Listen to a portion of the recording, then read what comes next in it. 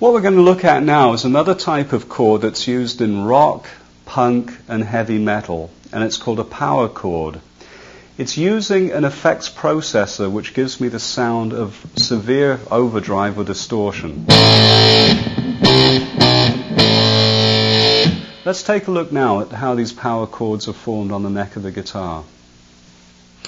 Now, a power chord is formed really on the bass strings for the most part. You can play them on the 6th and 5th string or on the 5th and 4th string. Probably the easiest place to try a power chord, if you've never done this before, is actually down here at the 7th fret. That is, my first finger is on the 7th fret on the 5th string, and I place my third finger on the 9th fret on the 4th string. Now the frets here are a little bit closer together than they are down here. So if you're having problems stretching down here, you may want to try this power chord at the 7th fret. Now this will be an E power chord, mainly because our first finger defines where the root or keynote is, and this note is an E. Let's climb up. A, B, B to C is 1 fret, C to D is 2, and D to E is another 2 frets. Now, when you press this down, the 2 fingers, we get this nice heavy sound which is produced by the overdrive. Presumably that's why it's called a power chord, because without the overdrive it would sound quite wimpy and rather tame. So it sounds very powerful if we put on lots of distortion or overdrive or gain on an amplifier. Now we can, as an alternative to just the 2 strings, add a 3rd string, which I will place with my little finger on the 9th fret, and that gives me another E, an octave higher than the one on the 5th string. This will give me a slightly fuller sounding chord. Here it is with 2 strings, here it is with 3.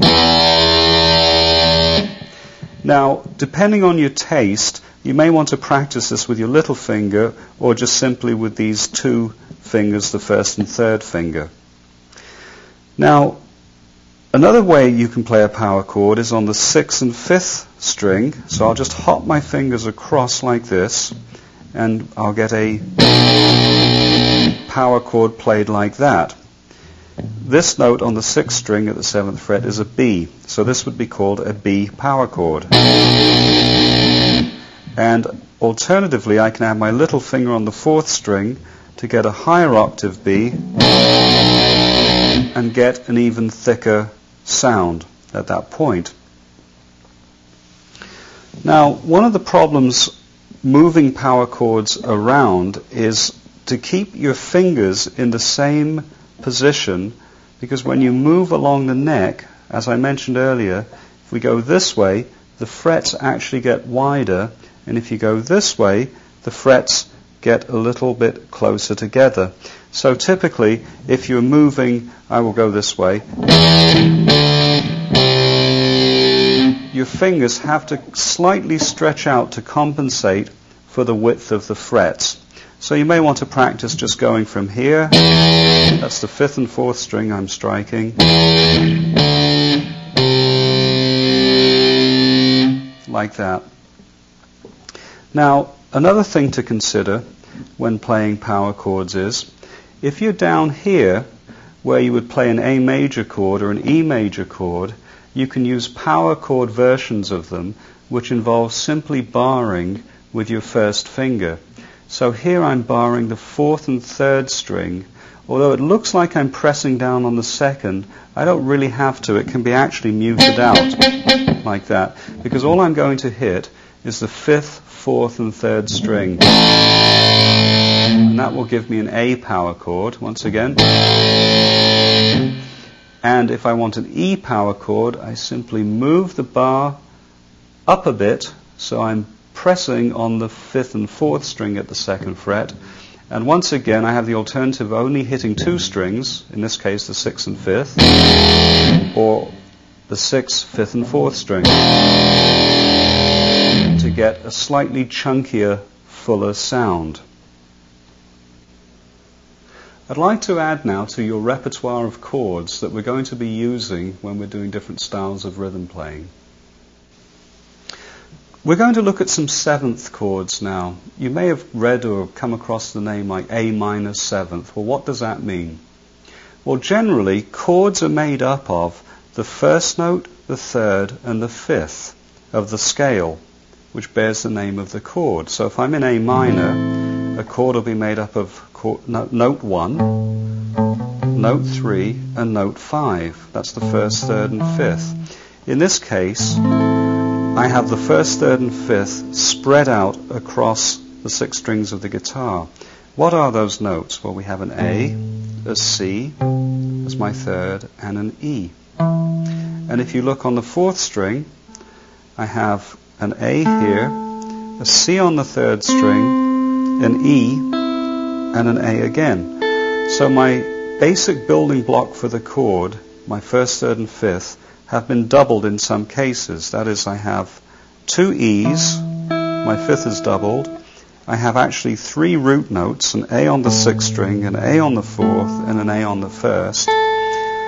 And I have a C, only 1 C on the 3rd. And if I were to do an A major chord, it's the same idea, but my 3rd note is sharpened here. I still have a 1, 3, 5, but I have a C sharp, which gives it a major characteristic. Now, going back to my original intent to show you a minor 7th chord, that simply means that the 7th note, which is a G, 1, 2, 3, 4, 5, 6, 7 from my A minor scale, is present within the chord. There are 2 ways we can do an A minor 7th chord. Let me show you them now. We have an A minor chord, which we've learnt like this. Remember, back to our first lesson, we were barring an E minor shape at the 5th fret, and our root note was the 6th string. So there's our A, there's our E minor shape, but because we're higher in pitch, it's really an A minor chord. Now, to get the 7th note, which I pointed out was there in the scale, we simply form the A minor chord, but lift our little finger off.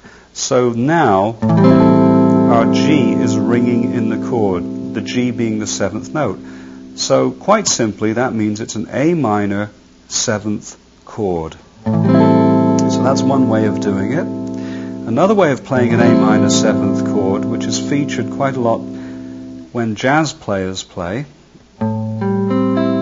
is using this configuration here. Now, you may find this a little bit tough, but we are going to be using these chords when we're doing a particular style of playing. For example, funk uses this chord, and some jazz fusion rock progressions use this chord. Now, this is another A minor 7th. I'll just show you how to set it up.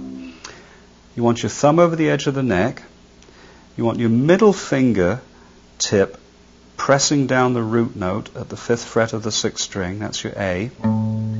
And we want that old bend thing happening again with our 3rd finger here, where we cover the 4th, 3rd, and 2nd string. If it mutes out the 1st string, don't worry about that.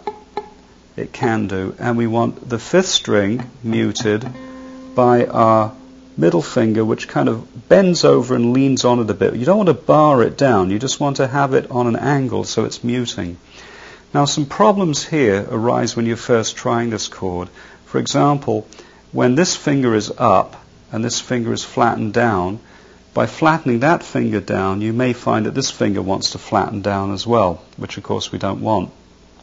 And I find it's a little easier if you bring your wrist up a bit and tilt your barring finger on this edge here.